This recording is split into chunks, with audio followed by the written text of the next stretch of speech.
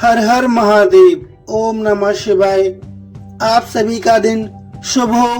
महादेव का आशीर्वाद आप और आपके परिवारजनों पर सदैव बना रहे, हमारी यही कामना है। प्रेम से बोलना हर हर महादेव और कमेंट में अवश्य लिखना। साथ ही आप हमारी वीडियो को लाइक शेयर अवश्य करना, चैनल को भी सब्सक्राइब करना यदि आप नए हो। आज हम इस वीडियो में बात करने वाले हैं शुक्र प्रदोष व्रत कथा की।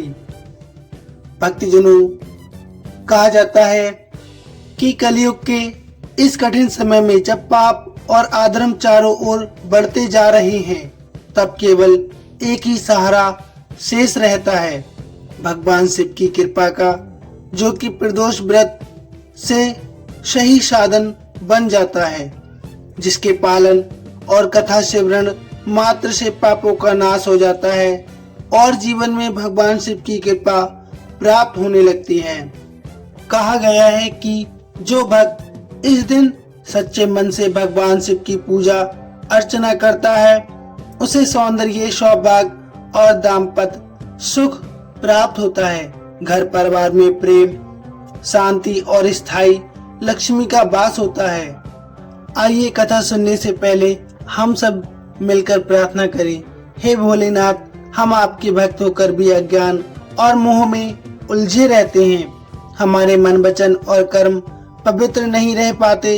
यदि आज आपकी कथा के स्मरण और व्रत के पालन में कोई भूल या त्रुटि हो जाए तो हे कृपालु, हमें क्षमा कर देना। हे महादेव, आप ही कलयुग के एकमात्र पालनहार हैं। आपकी कृपा से ही समस्त पापों का विनाश होता है और जीवन मोक्ष की मार्ग की ओर अग्रसर होता है। आइए अब सुनते हैं शुक्र प्रदोष व्रत की कथा। कथा के अनुसार प्राचीन समय में एक नगर में 3 मित्र रहा करते थे।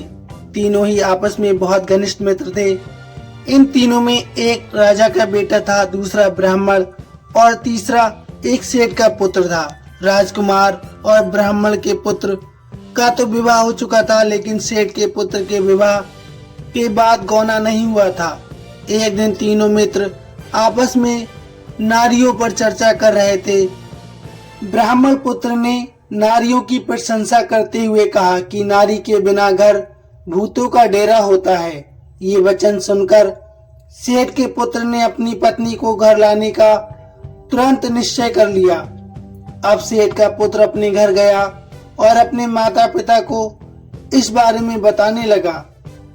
तब उसके माता पिता ने अपने बेटे से कहा कि बेटा, अभी शुक्र देवता डूबे हुए हैं। इन दिनों में बहू बेटियों को उनके घर से विदा करा कर लाना अशुभ माना जाता है।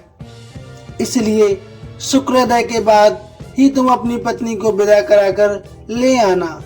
सेठ का पुत्र अपनी जिद पर अड़ा रहा और अपनी पत्नी को लेने ससुराल जा पहुंचा। वहां ससुराल वालों ने भी उसको बहुत समझाने की कोशिश की, किंतु वह नहीं माना। अंत में विवश होकर उन्हें अपनी कन्या को विदा करना पड़ा। ससुराल से विदा होकर सेठ का पुत्र अपनी पत्नी के साथ नगर से बाहर निकला ही था कि उनकी बैलगाड़ी का पहिया टूट गया और एक बैल की टांग भी टूट गई। पत्नी को भी बहुत चोट आई। सेठ के पुत्र ने आगे चलने का प्रयास जारी रखा। कुछ दूर आगे बढ़े थे कि तभी कुछ डाकुओं ने उन्हें घेर लिया और वे उनका सारा धन लूट कर ले गए।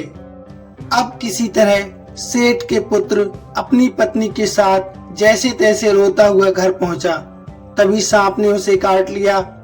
उसके पिता ने वैद्यों को बुलाया। तब उन्होंने कहा कि आपका पुत्र 3 दिन में प्राण त्याग देगा। उसी समय इस घटना का पता ब्राह्मण पुत्र को भी लगा।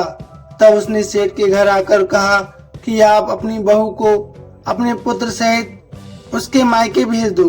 ये सारी बाधाएं इस कारण से आई है कि आपका पुत्र शुक्रास्त में पत्नी को विदा करा कर ले आया है। यदि आप इसे ससुराल पहुंचा दोगे तो ये बच जाएगा।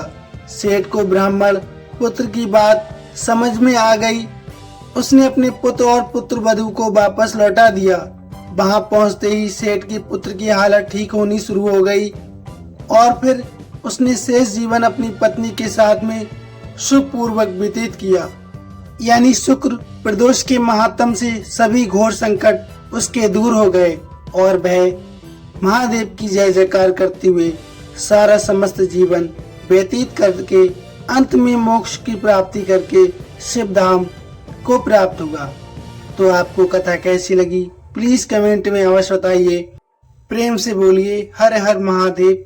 आपके भंडारे भरे, आपके घर सुख सौभाग्य सुख समृद्धि का आगमन हो, हमारी यही कामना है।